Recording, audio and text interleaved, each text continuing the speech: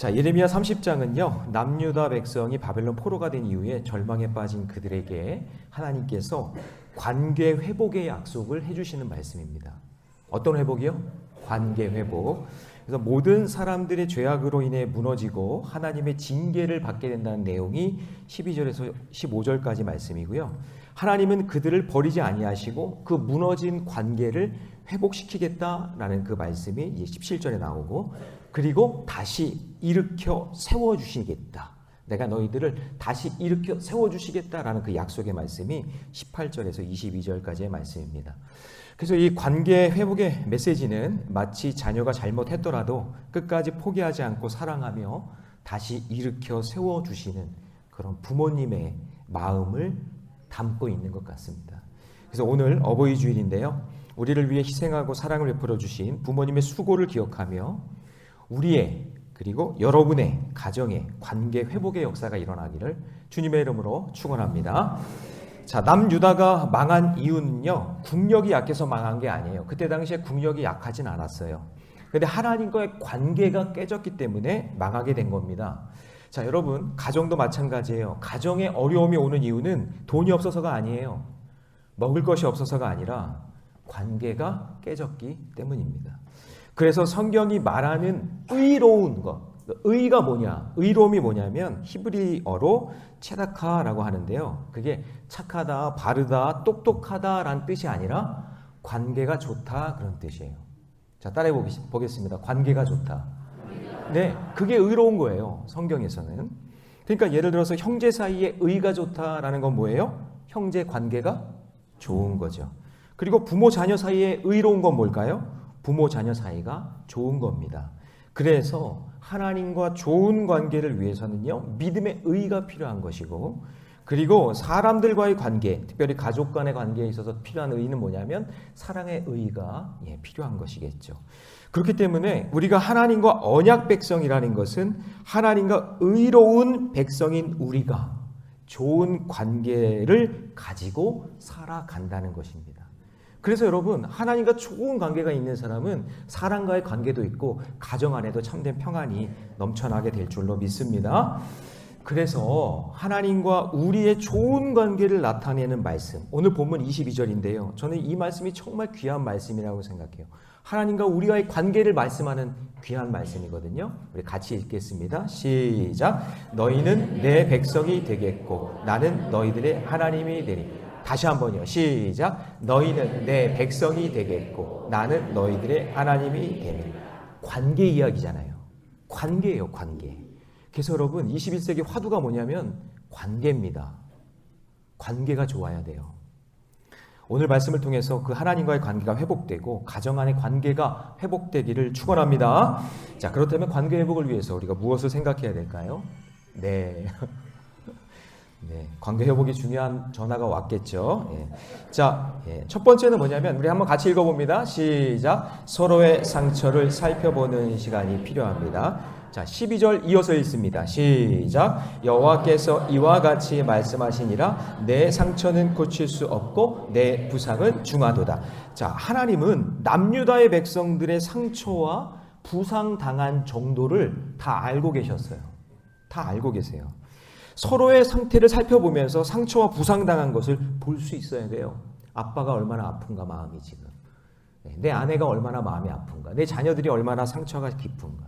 여러분, 성경은 하나님과 우리와의 관계를 말씀을 통한 언약 관계라고 말씀하셨기 때문에 잘 보세요. 말씀에 순종하고 잘 지키면 복을 받는다. 그리고 말씀에 불순종하면 너희들이 저주를 받는다. 그 신명기 사관이라고 하고 신명기 안에 이렇게 담겨져 있잖아요.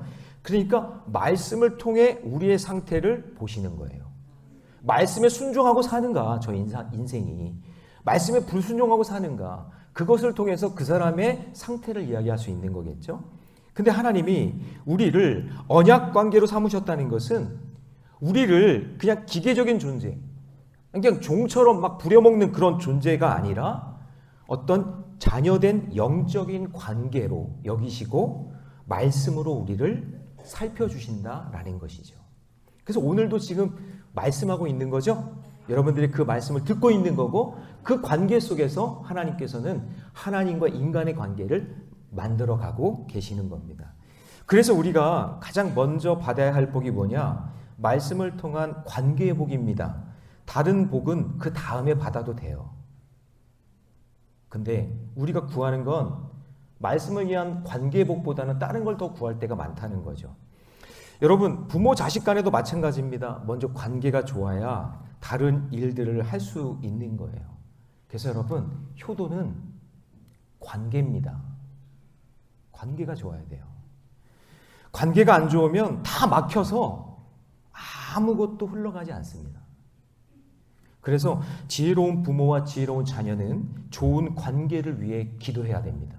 예, 그걸 위해서 기도하셔야 돼요. 가정에서 사이가 좋은 가족들은요, 핸드폰 이름 저장 목록을 보면 알 수 있대요. 서로 관계 좋으면은 핸드폰에 이렇게 저장되어 있대요. 내 사랑, 내 반쪽, 달링, 내 보물단지, 꿀단지. 어떤 사람은 제가 좋아하는 가족에게, 아내에게 전화가 오는데 사랑, 사랑, 내 사랑이야. 벨소리가 그래요. 가정에서 사이가 안 좋은 가족들은요, 핸드폰 저장 목록을 보면 안 됩니다. 아, 왼수. 딱 근데 왼수 딱 뜨는 거예요. 할멈, 아내한테 할멈 이러고, 영감탱이. 자녀에게 전화가 왔는데 외계인 이렇게 오고, 예. 그리고 뭐 이런 거 이제 받지마. 전화 목록의 이름이 받지마예요. 받으면 안 돼. 받지마. 그 어떤 권사님이 재미있는 얘기를 하는데, 아내한테 전화가 오면 전화 아내 이름이 뭐라고 뜨냐면 인내하라. 전화 받을 때 어떤 말을 들을지 모르니까 꼭 참아야 되니까 인내하라. 근데 어떤 목사님은 그래, 나는 뭐라고 하냐면 아내한테 전화 오면 주여라고 뜬대요. 주여라고 뜬대요. 재밌어요. 제가 최근에 영화 하나랑 드라마를 하나 봤는데요. 글쎄요, 여러분들은 잘 아실지 모르겠어요. 썬더볼츠라는 영화를 봤습니다. 저희 집에 마블 매니아가 있어가지고 이거를 꼭 아빠랑 봐야 된대요. 그래서 이거 막 싸우는 얘기거든요. 영웅 히어로물이에요. 막 싸우는 그런 이야기라서 이거를 왜 보라고 하는지 지나가서 보면 되지. 근데 같이 가서 봤는데 거기 있는 등장 인물에 대한 스토리가요, 막 슈퍼맨 같은 사람들이 나오는 게 아니라 그냥 일반 사람들인데 조금 힘센 사람들, 그런 사람들이 나와요. 그런데 그 스토리 전개를 어떻게 하냐면 자꾸 과거의 아빠의 관계, 가정 안에서의 관계, 그 상처와 아픔, 그런 것들을 보여줘요. 그러니까 지금 영웅으로서의 선한 영향력이 어디서부터 나오느냐, 지금 악한 영향력이 어디서부터 나오느냐, 그냥 계속 상처받고 괴롭힘 당하고 가정에서 따돌림 당하고 하는 그런 자녀는 그런 것이 악한 그림자로 나타나는 거죠. 그게 악한 힘으로 나타나요. 그런데 엄마와 아빠와의 관계가 회복되면 그게 선한 에너지가 나타나서 그것을 극복할 수 있는 힘이 된다는 얘기죠. 그런 이야기더라고요. 그래서 얘가 이거를 보게 했구나. 아빠가 좀 나한테 좀 잘해주면 좋겠구나. 선한 영향력을 좀 했으면 좋겠구나 하는 그런 마음으로 나한테 보자고 한 거구나. 이런 생각이 좀 들었어요. 그래서 참 은혜롭게 제가 이 막 싸우는 영화인데 은혜롭게 본 영화 중에 하나고요. 또 하나는 폭삭 소가수다를 너무 재밌다 그래서 한번 봤어요. 폭삭 소가수다가 이게 수고 많이 했습니다라는 뜻이라며요. 거기 요번에 뭐 상을 거의 다 휩쓸었더라고요. 근데 두 가장에 대비되는 두 가장이 나오는데 관식이하고 학식이 나오잖아요. 근데 보면 관식이는 뭐예요? 관계를 소중하게 여긴다. 아내, 자녀, 내 주변 사람들과 관계를 소중하게 여겨요. 그렇죠? 학씨는요. 나중에는 이혼하잖아요. 그러니까 관계를 소중하게 여기지 않는 사람인 거예요. 그래서 제가 이 영화나 이 드라마를 보면서 이 관계의 중요성을 이렇게 깨닫게 됐어요. 목사님은 맨날 영화나 보고 드라마나 보는거나 이렇게 생각하시면 안 되고 저는 설교를 위해서 이렇게 봤다라는 거. 그러니까 여러분, 하나님이 출애굽한 다음에 바로 가나안 땅에 들어가서 분배하셨나요? 바로? 출애굽한 다음에 바로? 그렇지 않아요.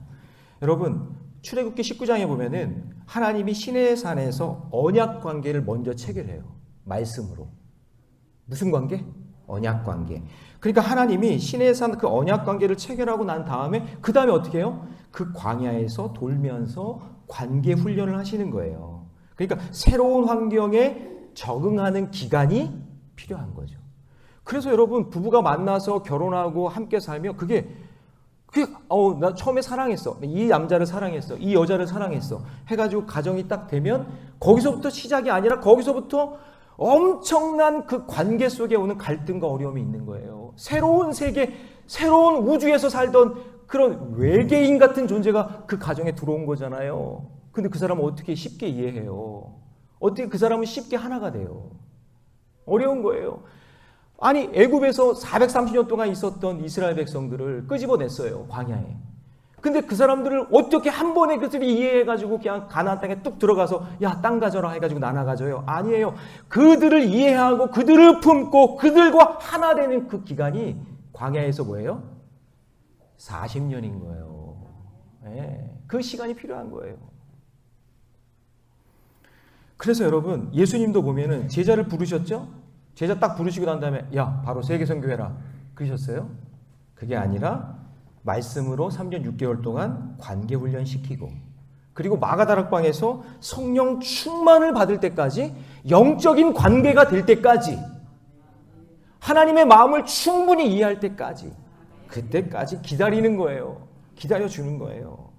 그래서 여러분 오늘 14절을 보시면 하나님은 이스라엘 백성들과의 관계 성장을 위해서 그들의 그 죄악된 것에 대한 징계를 통해서 그들을 다시 회복시키는 그 과정이 필요한 거예요. 그래서 14절 같이 읽습니다. 시작. 너를 사랑하던 자가 다 너를 입고 찾지 아니하니 이는 내 악행이 많고 내 죄가 많기 때문에 나는 내 원수가 당할 고난을 내가 받게 하여 잔인한 징계를 내렸도다. 그 징계를 통해 하나님과의 관계가 얼마나 중요한지를 깨닫게 하시는 거예요. 하나님은 이런 고통과 연단으로 인해서 상처와 아픔을 다 알고 계시다. 내 상처 때문에 부르짖느냐? 내 고통이 심하구나? 내가 안다. 그러시는 거죠. 그래서 이런 관계를 위한 고통의 시간이 있어야 영적으로 회복할 수 있기 때문에 사랑하는 자녀들에게 징계를 하시는 겁니다. 자, 우리 잠언 3장 12절 말씀이 있습니다. 시작. 대적 여호와께서 그 사랑하시는 자를 징계하시기를 마치 아비가 그 기뻐하는 자들을 징계함 같이. 아니 그 기뻐하는 아들을 위해서 징계를 하는 거예요. 왜요? 뭐를 위해서? 관계를 위해서 말이죠. 그래서 부모의 사랑도 마찬가지입니다. 자녀가 겪는 실패와 아픔을 누구보다도 잘 알죠? 때로는 그 잘못을 꾸짖지만 그 안에는 좋은 관계를 위한 사랑이라는 것을 알아야 됩니다. 그래서 히브리서 12장 6절에 보면 주께서 그 사랑하시는 자를 징계하시고 그가 받아들이시는 아들마다 뭐 한다고요? 채찍질해요. 채찍질할 때 아프겠죠. 매 맞으면 아프죠. 그렇지만 그것이 뭐예요? 사랑하는 자이기 때문에. 여러분 다윗도 보면 하나님은 다윗을 사랑했어요. 그런데 다윗이 범죄했을 때 눈 감아주지 않죠? 나단 선지자에게 바로 직고하는 말을 듣게 됩니다. 그리고 눈물 쏙 빼고 하고 거기서 난 아이 죽게 하잖아요. 그렇죠? 그리고 난 다음에 관계가 회복시키게 되는데 그 사무엘상 12장 13절에 보면 여호와께서도 당신의 죄를 사하셨나니 당신이 죽지 아니하려니와 관계가 회복되면 용서해 주시는 거예요. 그러므로 여러분, 사랑하는 여러분, 자녀 여러분, 부모 여러분, 여러분이 부모에게 효도를 잘 하시려거든 먼저 하나님과의 관계에서 복을 받아야 돼요. 그 다음에 부모님과의 관계에서 복을 받으시기 바랍니다. 그래야 그 관계의 복 위에 상처가 회복되고 고쳐지면서 그 위에 만나와 메추라기 같은 기적도 내리는 거고 요단강도 건널 수 있는 것이고 여리고성도 무너지는 거지 그냥 아무런 관계도 없는데 그냥 갑자기 막 기적이 일어나고 복이 쏟아지고 그러는 게 아니에요. 그래서 17절 말씀 같이 읽습니다. 시작. 여호와의 말씀이니라 그들이 쫓겨난 자라 하매 시온을 전된 자가 없은즉 내가 너의 상처로부터 새살이 돋아나게 하여 너를 고쳐주리라. 그게 70년의 그 바벨론 포로기가 그것이 회복되는 기간이었다라는 거예요. 그러므로 여러분 먼저 하나님과의 관계 회복을 이루시기 바랍니다. 그 힘으로 서로 상처를 살펴보면서 숨겨진 상처를 솔직히 드러내고 회복되는 그런 복된 가정 되시기를 주님의 이름으로 축원합니다. 자, 더 나가서 관계 회복을 위해서는요. 자, 읽습니다. 굵은 글씨 시작. 눈에 보이는 복에 속지 말아야 합니다. 자, 18절 말씀해 보면 눈에 보이는 복들이 쭉 나와요. 이 모든 이 고난과 징계를 통과하면 주시겠다라는 그 복이에요.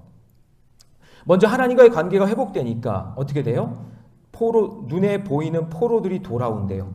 그리고 성읍이 다시 건축되고, 그리고 사람이 살게 되는 역사가 일어난대요. 그런데 여러분, 복받는 순서를 잊으면 안 돼요. 이 말씀만 딱 떼다가 좋아하면 안 되고, 먼저 누구와의 관계가 회복돼야 된다고요? 하나님과의 관계가 회복돼야 이 복이 임하는 거예요.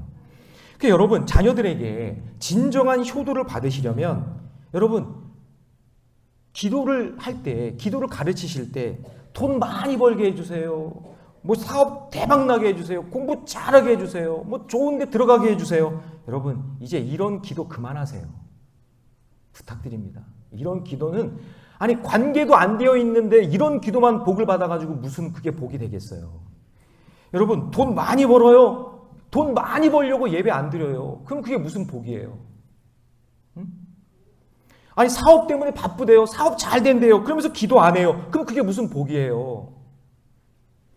그러면서 하나님과의 관계가 점점 멀어지는 거예요. 계속 멀어져요. 돈 벌려고. 사업 잘 되게 하려고. 그럼 그게 여러분 진정한 복일까요?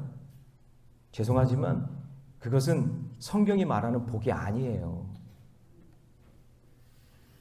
예레미야는요, 하나님과의 관계를 위해서 70년 동안 바벨론 포로의 그 징계를 통과해야 한다고 40년 동안 울면서 외쳤어요.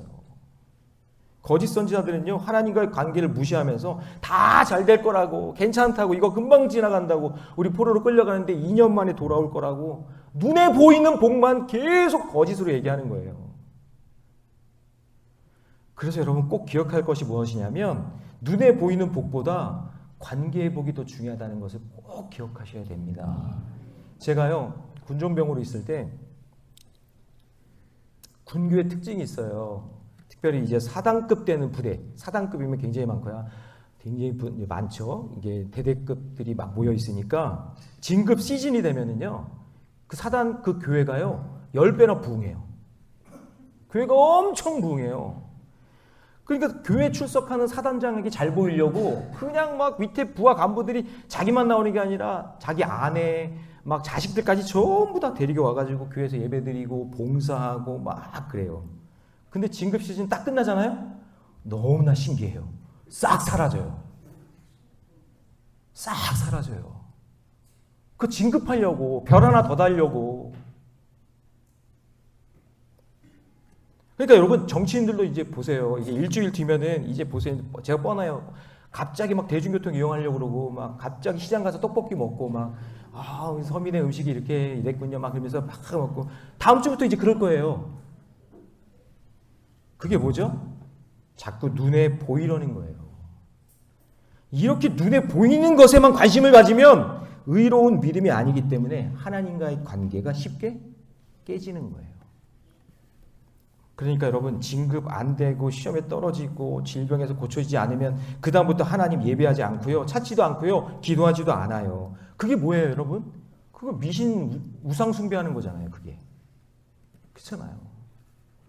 그러니까 이스라엘 백성들이 이렇게 신앙생활 했다는 거예요. 성전에서 하나님 예배, 하나님도 예배하고, 그리고 싹 돌아서는요 태양신에게 또 절하고, 그리고 다른 방에 가면은요 바알과 막 그냥 아세라 몰래 그런 온갖 잡다한 그냥 우상들을 전부 다 갖다 그 방에다 놓고는요 하나님도 예배하고, 또 그 방에 들어가서 또 미신도 하고.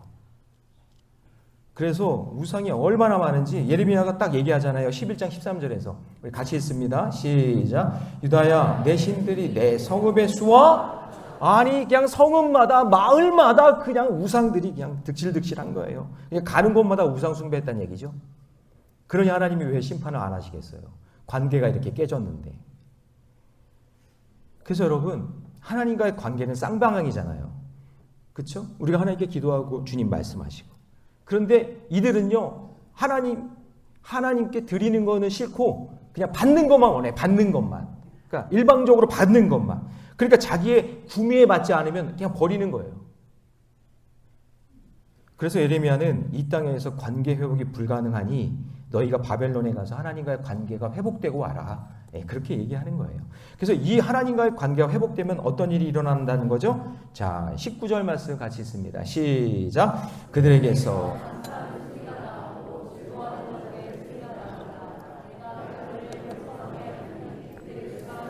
아니하겠고 내가 그들을 존귀하게 하리니 그들은 비천하여지지 아니하리라. 할렐루야.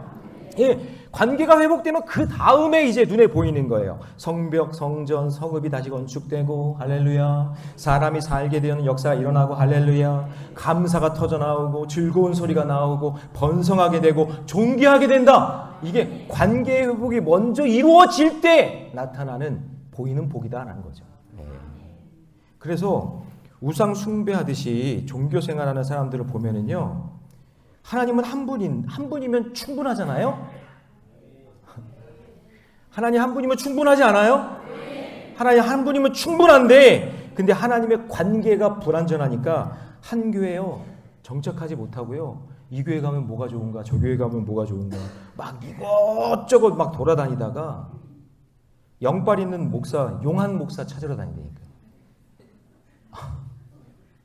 그치, 좀 들은 적이 있어요. 이 교회, 저 교회 이렇게 찾아가면서 영빨 있는 용한 목사 이렇게 찾아다닌다는 거예요. 여러분, 저에게는 영빨이 없고 말씀은 있으니까 영빨 있는 목사님 찾으시려면 다른 교회 가시면 됩니다. 아니, 진짜로요. 저 영빨이 없거든요, 저는. 그러나 여러분 보세요. 너희들이 바벨론에 가서 하나님과 관계가 회복되면 그 가정과 공동체에게 어떤 복을 주실까요? 20절 같이 있습니다. 시작. 그의 자손은 예전과 같겠고 그 회중은 내 옆에 굳게 설 것이며 그를 압박하는 모든 사람은 다 내가 벌하리라. 예. 그래서 자손들이 예전처럼 번성하고 회중들이 굳게 서고 압박하는 자들이 물리치는 그런 보이는 복을 하나님이 주시겠다. 뭐예요? 하나님과의 언약, 말씀과의 관계, 그 복을 받은 사람에게. 할렐루야. 예. 어떤 집사님이 전통적인 불교 집안에서 태어났는데요. 집안에 큰 부처가 있었대요. 집안에. 야, 대단한 집안 아니에요? 그런 집을 제가 본 적이 없는데, 부처상이 있대요.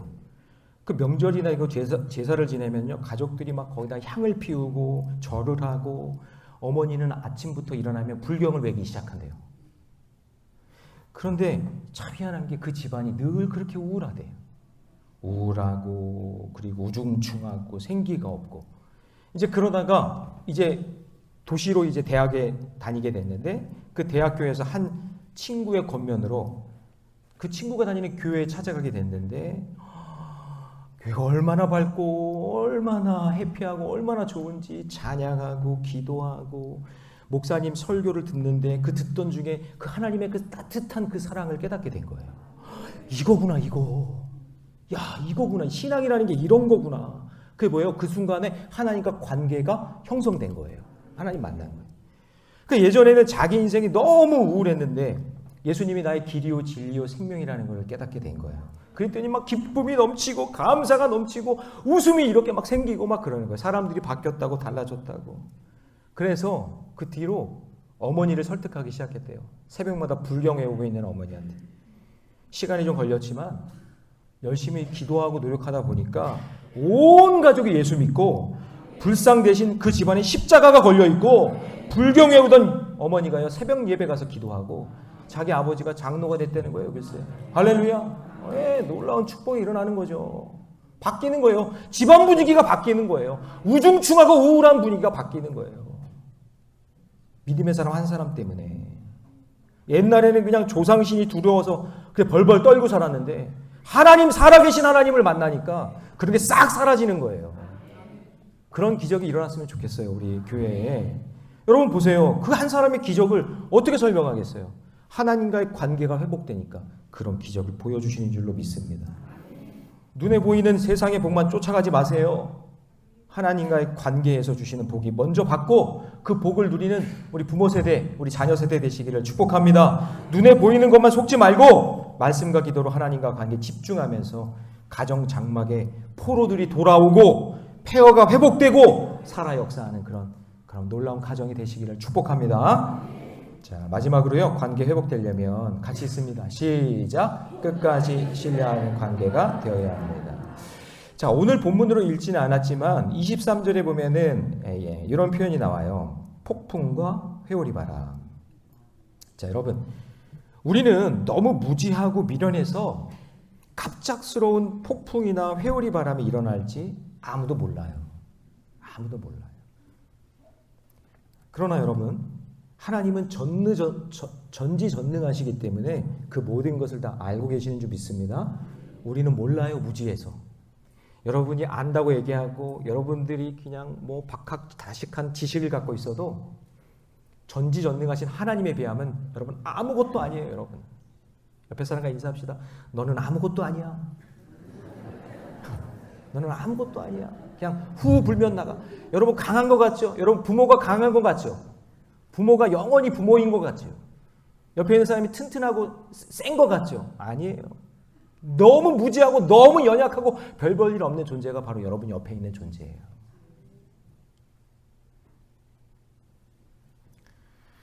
여러분, 예레미야도 하나님이 이끄시는 결말을 몰랐어요. 그냥 예레미야의 특징은 뭐냐면 그날 주시는 말씀을 선포하는 거예요.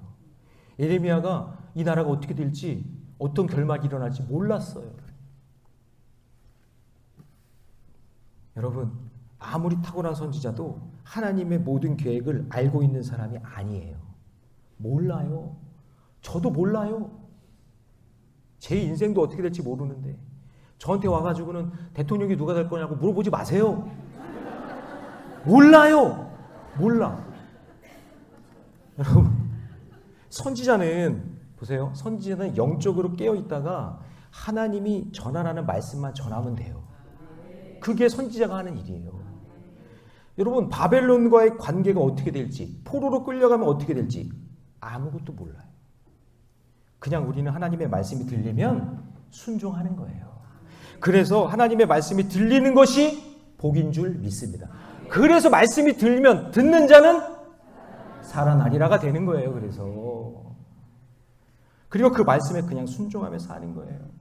여러분, 예수님이 내가 그 길이라고 했으면 그 길 가면 돼요. 아멘하고 그 길 가면 그 길 따라가며 사는 길이고, 내가 진리다 이렇게 얘기하면 아멘하고 그 말씀 따라가면 되고, 예수님이 내가 생명이다 그렇게 얘기하면 아멘하고 그 생명 다에 충성하면 돼요. 예. 우리가 그거를 다 어떻게 알 수가 없어요. 그 길이 어떤 길인지, 그게 어떻게 진리가 되는지, 그것이 어떻게 생명이고 어떤 일들로 일어날지 우리는 몰라요. 근데 여러분, 우리는 그래서 그래요. 악인에 대한 심판도 마찬가지인데 내가 해결하는 것이 아니라 누구에게 맡기는 거예요? 하나님께 맡기는 거예요. 하나님께 맡기면서 사는 거예요. 그러다 보면 나중에 하나님이요, 폭풍과 회오리 바람을 왜 주셨는지 나중에 알게 돼요. 그게.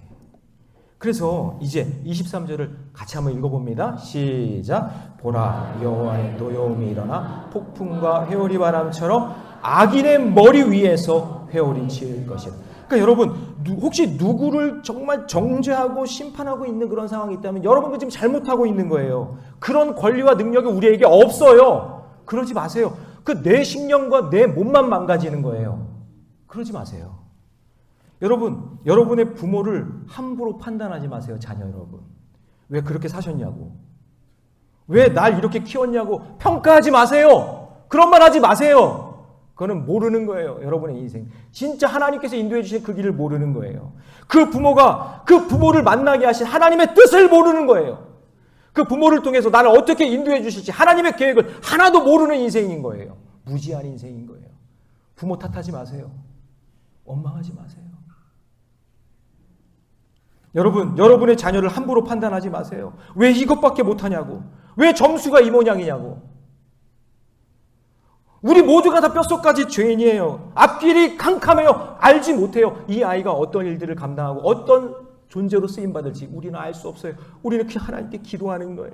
하나님, 말씀으로 이끌어 주세요. 주님이 길과 진리 생명 되신다고 했으니 하나님, 내 자녀 이끌어 주세요.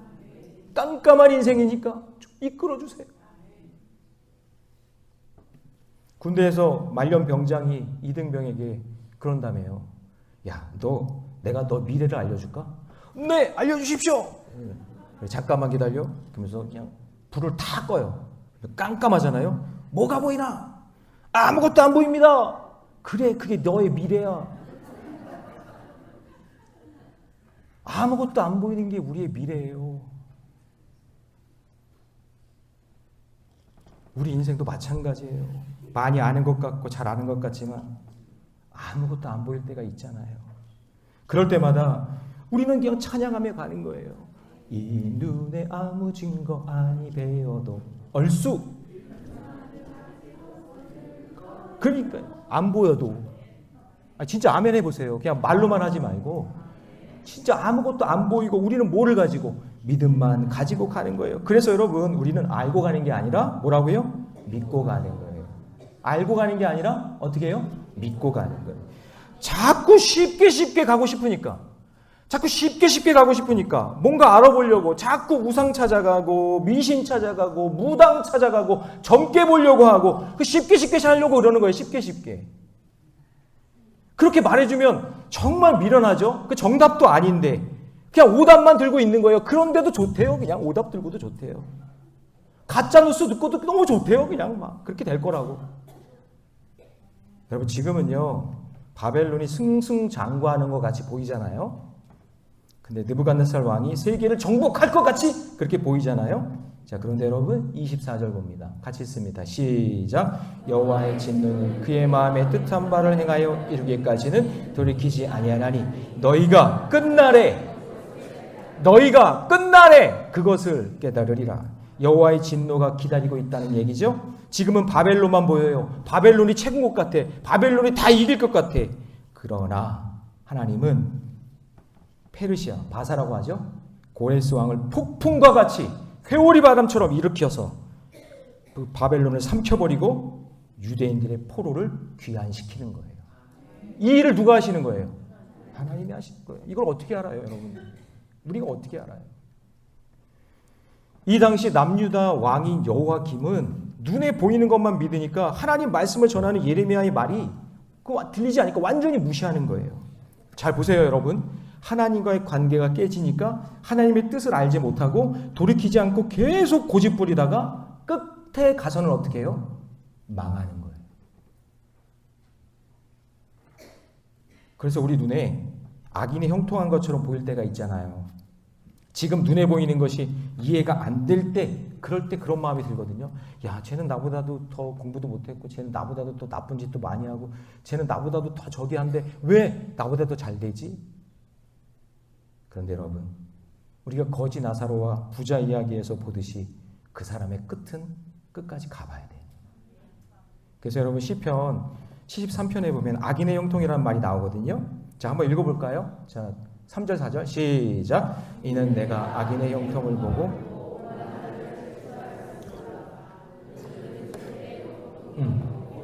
그러니까 악인이 막 형통하니까 악인이 어떻게 형통해? 또 저럴 수가 있어. 그러면서 야, 악인들은 죽을 때도 고통 없이 막 강건하게 막 저러네? 막 이렇게 생각한다는 거예요. 자, 5절도 봅니다. 시작. 사람들이 당하는 고난이 그들에게는 없고 사람들이 당하는 재앙도 그들에게 야, 저들에게는 고난도 없는 것 같아. 나는 이렇게 힘들어 죽겠는데. 자, 그런데 자 17절에 가서 뭐라고 얘기하시죠? 다 같이 시작. 하나님의 성소에 들어갈 때에야 그들의 종말을 내가 깨달았나이다. 할렐루야. 지금은 그들이 잘 먹고 잘 사는 것 같고 이기는 것 같지만 종말의 때가 되면 끝까지 가보면 하나님께서는 반드시 의인의 백성들을 삼아주시고 하나님과 좋은 관계에 있었던 사람들을 복되게 하시는 줄로 믿습니다. 그래서 악인의 끝을 보여주시는 거예요. 종말의 때에 심판받자 지옥 간다. 그걸 보여주시는 거예요. 그래서 지금 눈에 보이는 거 다가 아니에요. 여러분 끝자락에 가면 하나님이 다 보여주실 줄 믿습니다. 지금은 이해가 안 되고 납득이 안 되지만 놀라운 일이 폭풍처럼 회오리 바람처럼 악인들에게 일어나요. 그러니까 이상한 곳에 기웃거리면서 자꾸 알려고 하지 말고 믿고 말씀 따라 믿음으로 살아가시기 바랍니다. 여러분 우리가 요셉을 한번 생각해 봅시다. 요셉을 형통한 사람이라고 하잖아요. 그리고 요셉은 꿈꾸는 사람이었다 그러잖아요. 근데 여러분, 요셉을 잘 보면 꿈꾸는 사람이었는데 앞을 내다보는 사람이었어요? 우리 가끔 착각해요. 꿈을 꾸면은 앞을 내다보는 사람이라고 생각해. 근데 여러분, 성경에서 앞을 내다보는 일들을 한 적이 없어요. 여러분 생각해 봅시다. 그럼 앞을 내다보고 꿈으로 앞을 내다봤으면 구덩이에 왜 빠져요? 아니, 구덩이에 왜 빠져요? 앞을 내다봤으면. 미리 알고 안 갔지. 아니, 미디현상에는 은 20냥이 왜 팔려요? 꿈을 꿨으면, 앞을 내다봤으면 그거 다 봤을 텐데. 알았어요? 몰랐어요? 몰랐어요. 미리 알았다면 그 형들에게 가지도 않았겠죠. 미리 다 꿈으로 보여주셨다면 요셉의 이야기는요, 더 이상 존재하지 않아요. 그런데 아무것도 몰라도, 구덩이에 던져져도, 종으로 팔려도, 아니, 아멘을 하셔야 되는데, 여기서. 그렇죠?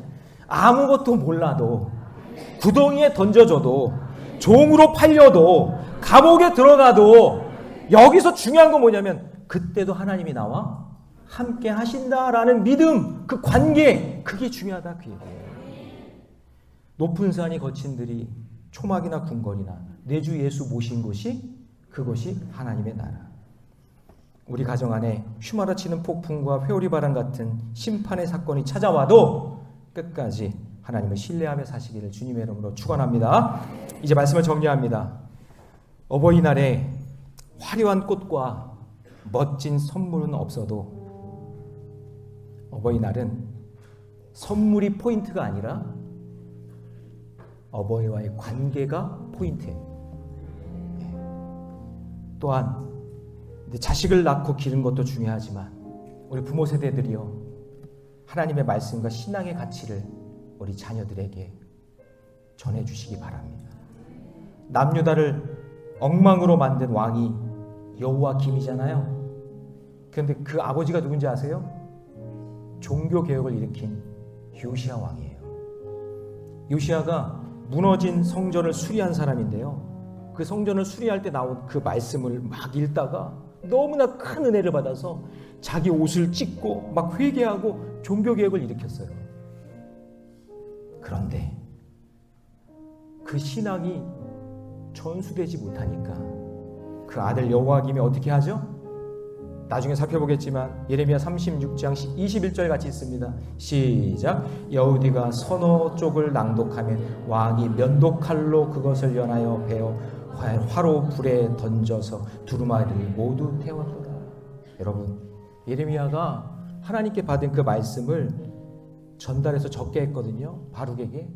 근데 그 바룩이 그 말씀을 왕에게, 여호와김에게 전달해 줬어요.